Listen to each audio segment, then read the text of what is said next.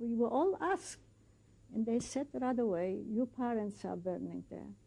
I said, you're crazy? Yeah, your parents. We saw right away next day, and next day we saw it's very bad with us, and it's so, yeah. So you never saw your sisters? No, never. Or No, brother? no. With our transport was very bad. This I want to tell you one thing. Was no crematorium, was no the ovens where they were burning, because this was 1942. The men, when they came from Ploins for others from Poland, they built the crematorium. So they undressed outside, naked, the men and the wives and the children, yeah? And they were standing with dogs and telling them they went into the room with the Anstalt. From the shower they came, that cyclone came, yeah? They didn't know.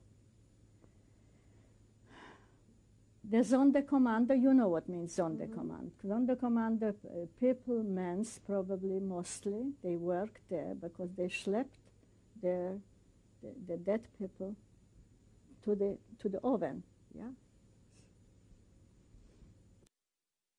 This is Hanka Goldberg. This is tape 3. What happened? What happened? You were speaking about the men undressing. And the women undressing. Yeah. So when they opened, all they were friends while they were working there.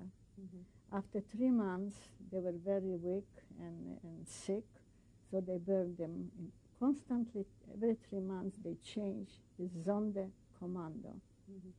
The men, what they were working with a crematorium burning them.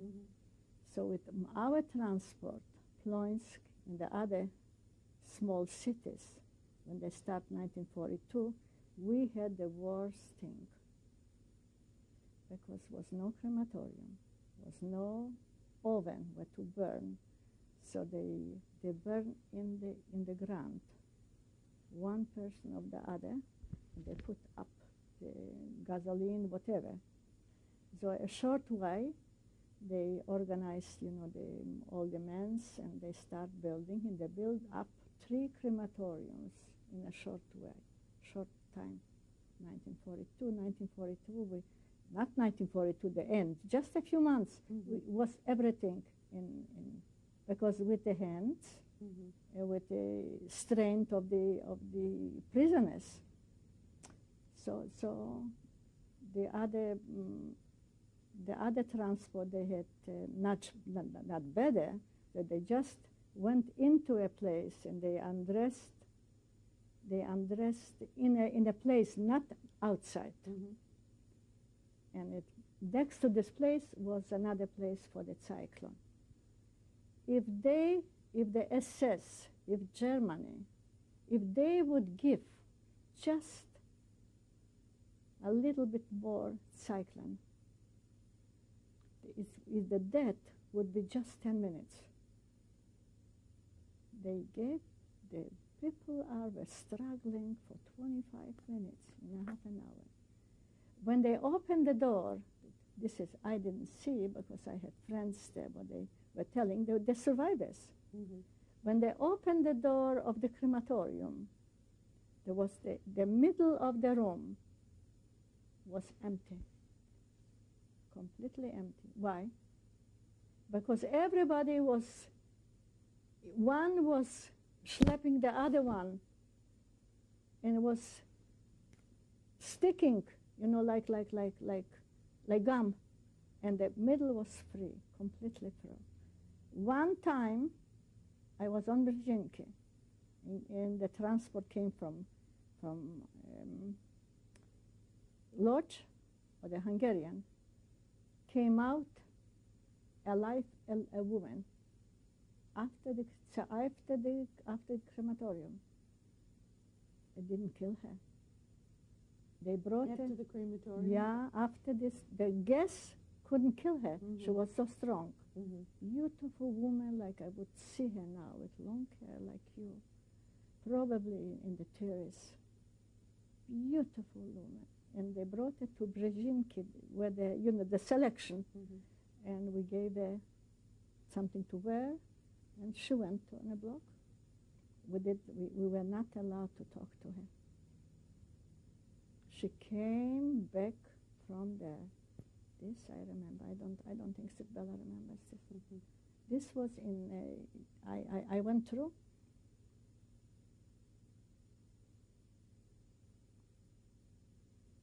I forgot to tell you something. When we were standing on the first commando, me and Bella, and the other few girls, and we made plantation of the ashes, and was standing and thinking and dreaming about food. Oh, the mother make cliches, the mother make this. And one time, and the assessment was from the far. He was observing us, and he held a shovel. Shovel, like this, and the end of the shovel is the wood, like a foot from a dining room, and he gave Bella over the head. Bella over the head. Like you couldn't do a thing. And the blood, it's running down. You cannot even have a piece of schmate because he was behind us. And she was standing and completely, like, you can imagine, probably if he would hit her harder, though he would open her head, the head was not open. Till this day, she says, Hanka, I remember in the beginning she said, I cannot bend down, and I cannot, I'm dizzy. She was working at a farm, very hard, and she's alive. I meant she's like Eisen. And then what happened?